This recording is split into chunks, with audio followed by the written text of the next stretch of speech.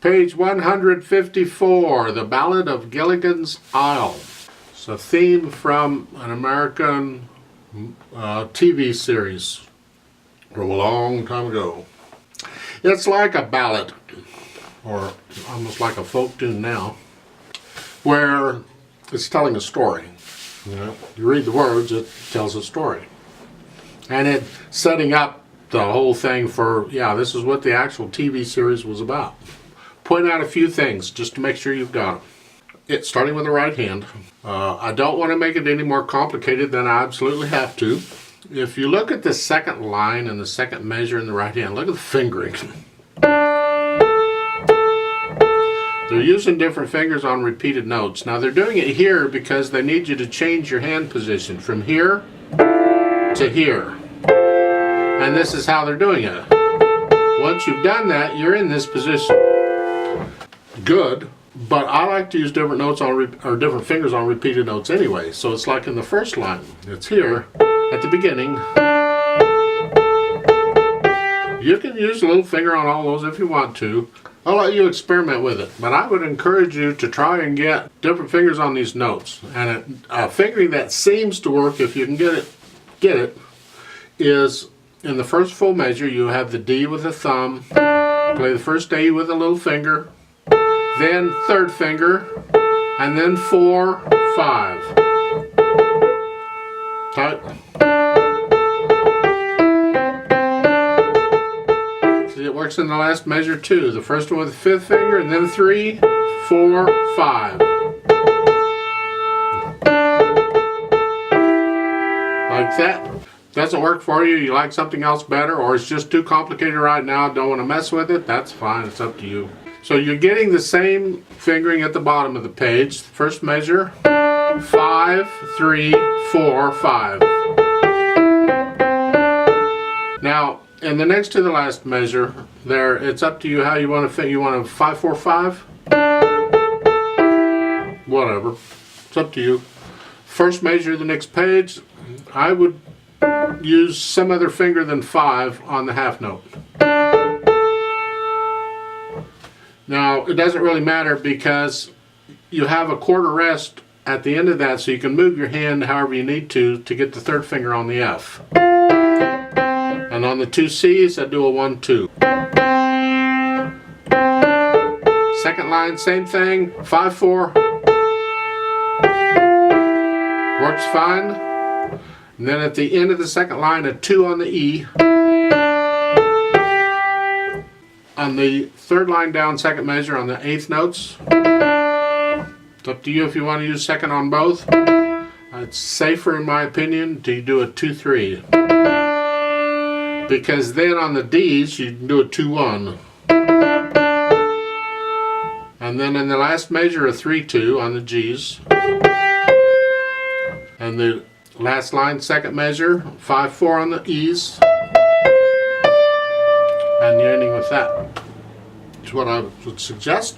But you could experiment, all right? Just don't say, I'll just play this right quick and see what it's like. If you really want to learn to play the piano, play around with these fingerings and things and see what you think.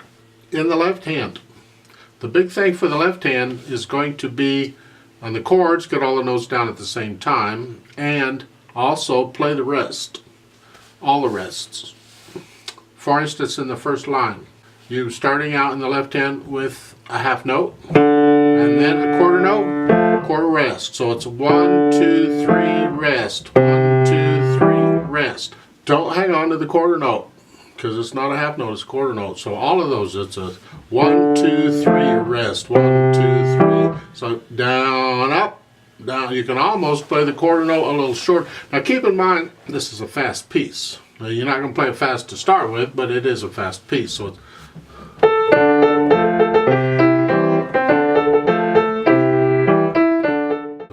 a type thing. So the left hand,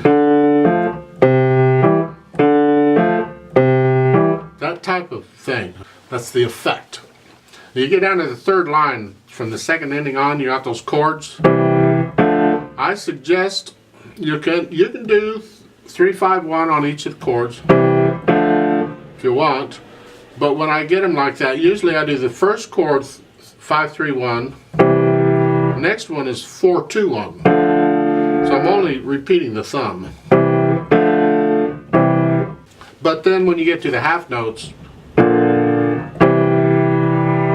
the first two would be with 5-3-1. And then you can do the 4-2-1 on the last one if you want. Pretty much it as far as the left hand goes. I want to talk about a few other little things, like at the very end, the last two measures, both hands we're talking here. You have a D in the right hand for 2 counts, and then you're playing the left hand 2 A's, regular quarter notes, and then the last measure they're staccatos, so it's this way: 1, 2, 3, 4, and it's a wrist, just a wrist thing.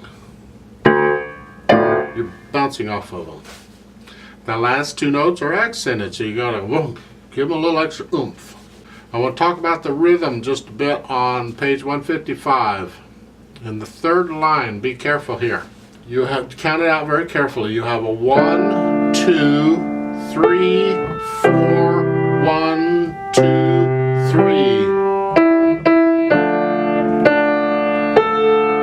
Okay, got it?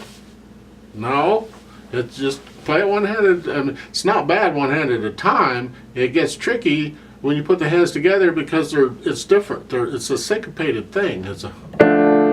So it's a 1, 2, 3, 4 rest. Then the rest. We're going at the rest at the right times, and that's part of the trickiness here. So make sure you're playing the rest when you're supposed to. It's 1, 2, 3, 4, 1, 2, 3.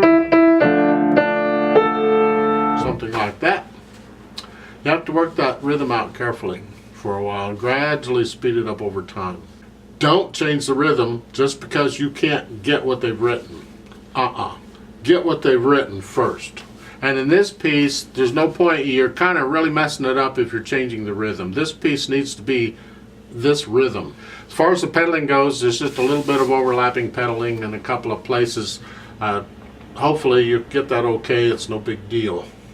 I'm tempted to play it without pedal, but I'll go ahead and add the pedal anyway. With the road map, it's pretty straightforward. You have a first and second ending on page 154. So we're going to do that. Otherwise, it's just straight through.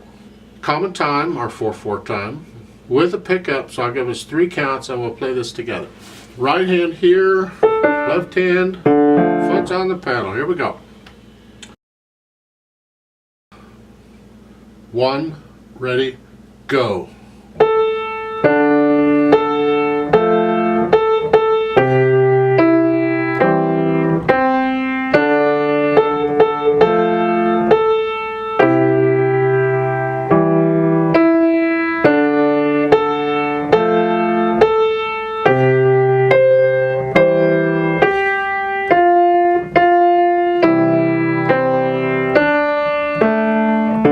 Repeat.